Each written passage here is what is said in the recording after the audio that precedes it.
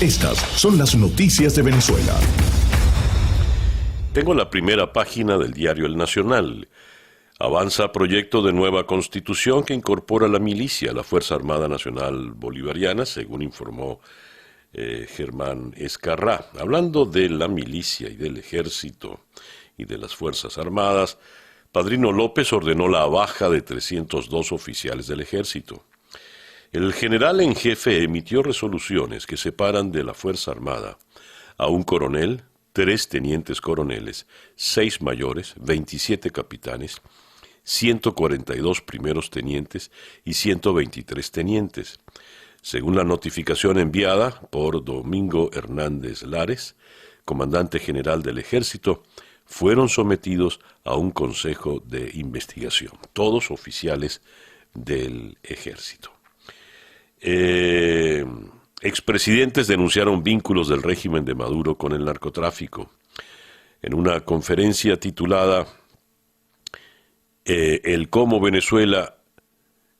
caso Venezuela como amenaza, allí estuvieron Andrés Pastrana, Felipe Calderón, Jorge Quiroga. Y dijo Quiroga: nunca un grupo tan pequeño de criminales se llenó tanto los bolsillos destrozando un país. Hoy el régimen de Maduro es un conglomerado criminal, una cuadrilla cocainera que ha destrozado el país más rico de América. La situación en el país muy complicada por el tema del coronavirus. Alcabalas de la Guardia Nacional restringen el tránsito en todos los accesos a la capital. Los funcionarios verifican que los ciudadanos cuenten con salvoconductos o permisos para transitar durante la cuarentena radical. El retraso en la autopista regional del centro se extendió por varios kilómetros debido al punto de control en Hoyo de la Puerta. La situación se repitió en la autopista Caracas-La Guaira a la altura de El Trébol, Ciudad Caribia y Puente Sucre. Y una vez que se llega a la ciudad, pues empiezan las complicaciones porque no puede usted pasar de una parroquia a otra. En Infobae leo que Maduro confirma que la delegación de Noruega se ha reunido con el gobierno. Se reactivó ese tema, el tema de los noruegos, dijo por televisión. Jorge Rodríguez está conversando, los recibió aquí y ahora está coordinando lo que quedó pendiente con el tema de los noruegos. Habrán notado todo así muy vago, sin mayor compromiso. Vamos a continuar el diálogo, la democracia, la libertad. Palabras huecas en la boca del señor Maduro, porque hemos de recordar que ellos se levantaron de la mesa y fueron los que dieron por cerrada la conversación. Y el equipo de Juan Guaidó confirmó la visita de los noruegos, pero aclaró que el proceso de mediación que realizó el Reino de Noruega finalizó el año pasado, cuando la dictadura se negó a que se celebren elecciones presidenciales y parlamentarias libres y justas. No existe en este momento ningún proceso de negociación. A propósito de las elecciones, esto lo leo en La Voz de América, eliminan votación directa de los indígenas en Venezuela. Un nuevo reglamento electoral establece que las poblaciones indígenas se reúnan en asambleas comunitarias para seleccionar a voceros que participarán en asambleas generales para elegir a mano alzada a los diputados de los pueblos indígenas que irán al Congreso en el 2021. De manera pues que se ha eliminado la votación directa y secreta. La ONG Observatorio Electoral Venezolano rechazó esta elección de segundo grado porque no se respeta el secreto del voto y el sufragio es un derecho. Dice la Constitución, se ejercerá mediante votaciones libres, universales, directas y secretas. ¿A cuenta de qué? Discriminar así a los indígenas. ACNUR destinará $8.100.000 para asistir a los venezolanos migrantes, según leo en el Pitazo. Para la Agencia de Naciones Unidas para los Refugiados, ACNUR, ella recibió 7 millones de euros, $8.100.000, del Departamento de Ayuda Humanitaria de la Comisión Europea para mitigar el impacto del COVID-19 en los refugiados inmigrantes de Venezuela y sus comunidades de acogida en América Latina y el Caribe. El Seguro Social reanuda la entrega de inmunosupresores luego de que fallecieran 10 trasplantados. Esto también está en el pitazo. A Rosa Astudillo, de 64 años, no le alcanzó el tiempo para ver la reanudación de la entrega del medicamento que la hubiese mantenido con vida. La paciente renal, habitante del estado Sucre, sufrió un acelerado deterioro del funcionamiento de su organismo. Sin poder acceder al tratamiento por otra fuente, murió el pasado 24 de julio. Astudillo completa una penosa lista de 17 fallecidos por falta de inmunosupresores, especialmente el Tracolimus, según el registro de la Asociación Civil Amigos Trasplantados de Venezuela. En fin, todo muy tarde. Y el chavismo, según leo en El Estímulo, autoriza vuelos especiales Madrid-Caracas-Madrid. Autoridades consulares de España avisaron a decenas de pasajeros que fue autorizado el despegue de sendos vuelos Caracas-Madrid para este jueves 30 para repatriar pasajeros que necesitan ir a España y están varados en Venezuela por la pandemia del coronavirus. Aviones de Estelar y de Air Europa salen de Barajas para trasladar a venezolanos y españoles que residen allá en España. Es el drama, pues, de nunca acabar. Noticias de Latinoamérica. Colombia registra un récord diario de 380 fallecidos por el COVID-19. Colombia registró ayer miércoles un récord de 380 muertes por COVID que elevó a 9.454 las defunciones por la pandemia, así como 8.670 nuevos casos positivos, con los cuales aumentó a 276.000 el total de contagios. Y desde Colombia, en el diario El Tiempo, se lee lo siguiente. Cabo Verde alista fallo clave sobre extradición de Alex Saab. En medio de las presiones y amenazas judiciales del régimen de Nicolás Maduro, la justicia de Cabo Verde alista un fallo de fondo en torno a la extradición del barranquillero Alex Saab. Fuentes locales informaron a El Tiempo que esperan que mañana viernes o a más tardar la próxima semana se resuelva la solicitud de amparo que su defensa elevó ante el Tribunal Supremo Constitucional.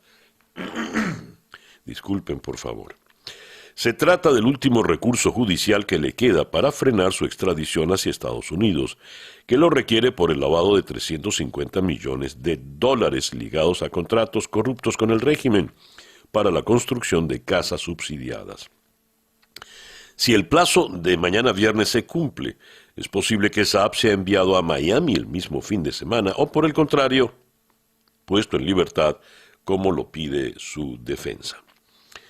La economía mexicana podría contraerse entre 8.5 y 10.5 este año, estimó el subgobernador del Banco Central, Gerardo Esquivel, en medio de la pandemia de coronavirus que ha golpeado la actividad económica y provocado la pérdida de más de 1 millón de empleos formales. Y tenemos libertad condicional para Emilio Lozoya. Espera el alta médica para seguir su proceso, pero fuera de prisión. Bajando hasta Argentina, ayer se registraron 5.641 nuevos casos de coronavirus, con lo que el número total de contagios se elevó a 178.996, mientras que los decesos ascendieron a 3.288 tras ser reportados 89 nuevos fallecimientos.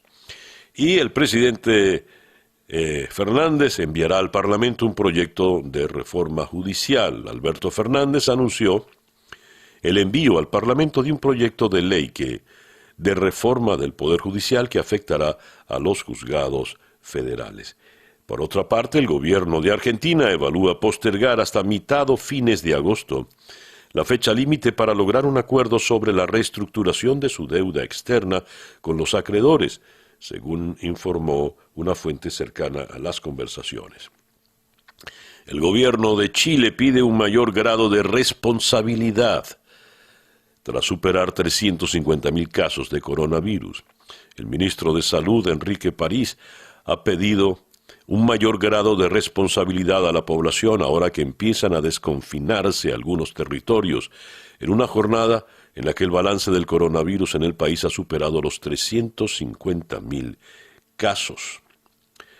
Brasil informó un récord de 1.595 muertes registradas en las últimas 24 horas por el COVID, lo que lleva el total de víctimas fatales a 90.134 según cifras oficiales, y un total de 2.553.265 casos confirmados.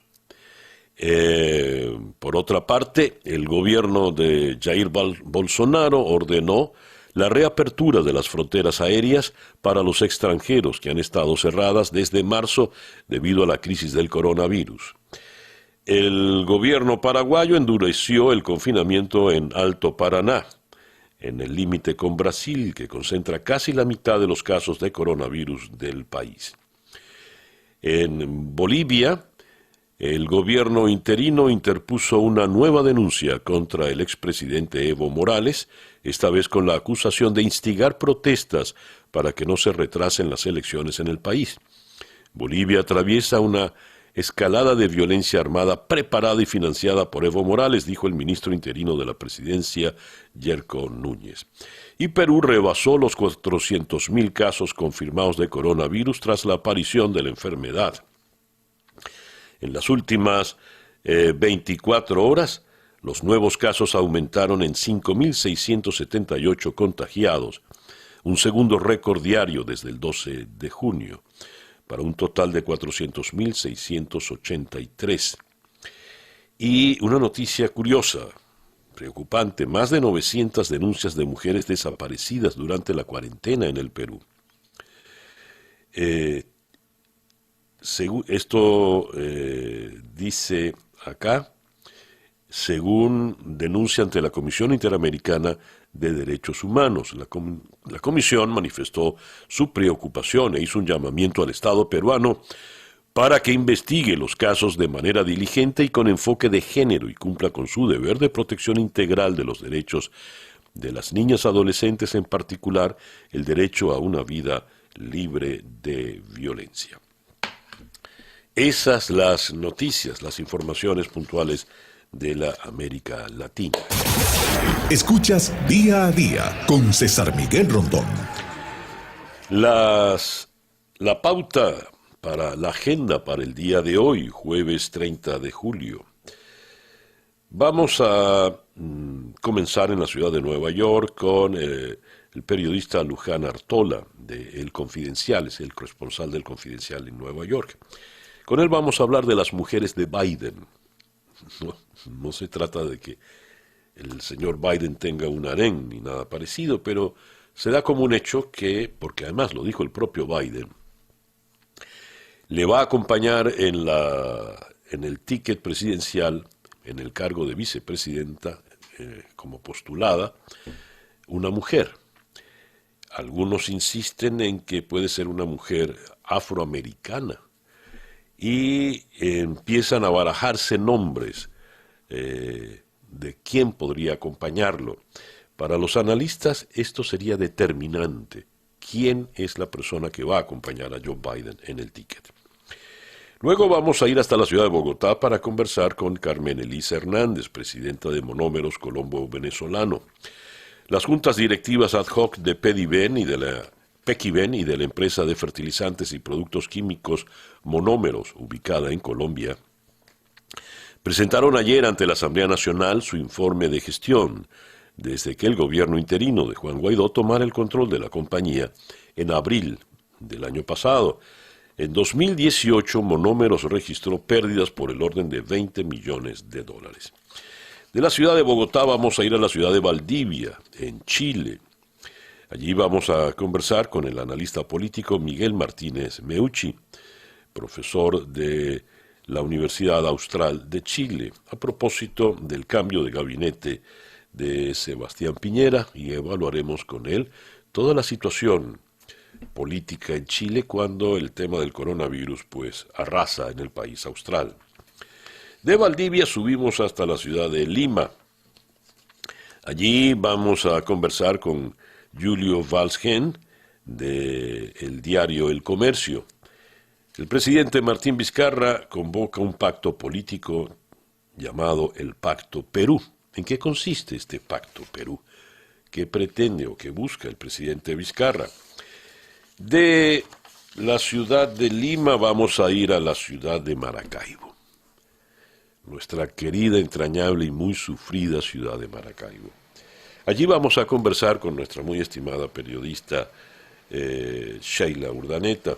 Sheila nos va a hablar de la situación planteada en el Zulia. Fallece otro médico por COVID-19 en la ciudad de Maracaibo. Y vamos a cerrar el programa en la ciudad de Baltimore, en el estado de Maryland, en Estados Unidos. Vamos a conversar en esta oportunidad con la doctora Kathleen Page. Ella es profesora, ella es académica, médico y académica de la Facultad de Medicina de la Universidad Johns Hopkins, la universidad que nos brinda estas actualizaciones con el tema del coronavirus. Y con ella vamos a hablar de Venezuela. ONGs piden presión a Naciones Unidas para que presione a su vez a Maduro, para que permita ayuda frente al COVID. Se estima la Universidad Johns Hopkins que el COVID puede propagarse aún más en Venezuela. Esa pues nuestra agenda en el día de hoy. Nueva York, Bogotá, Valdivia, Lima, Maracaibo y Baltimore serán las ciudades que tocaremos en nuestra agenda del día de hoy, jueves 30 de julio. El editorial con César Miguel Rondón. Es una nota pequeña y muy escueta en la primera página del Nacional. Padrino López ordenó la baja de 302 oficiales del ejército. Son 302 oficiales. El de más alto rango es un coronel, 3 tenientes coroneles, 6 mayores, 27 capitanes, 142 primeros tenientes y 123 tenientes. Oficiales con mando de tropa, evidentemente. No hay generales aquí, y eso que el ejército venezolano y la Fuerza Armada Nacional Bolivariana tienen generales y almirantes pues para regalar. Tenemos más generales y almirantes que todos los países de la OTAN juntos. Esto ha sido solo en el ejército. ¿Y por qué les ordenaron la baja? ¿Por qué los retiraron? Según el comandante del ejército, el general Domingo Hernández Lares, fueron sometidos a un consejo de investigación. La frase es escueta, muy puntual. Sometidos a consejo de investigación. No hay que ser demasiado perspicaz para entender que estos oficiales que fueron dados de baja estarían bajo una severa sospecha. Quien manda en realidad en el ejército, en la Fuerza Armada Nacional Bolivariana, como en Venezuela toda bajo el régimen de Maduro, es La Habana. Y La Habana manda a través de ese poderosísimo sistema de espionaje y control que es el conocido, el temible G2. Jack Sparrow. Hola, Jack.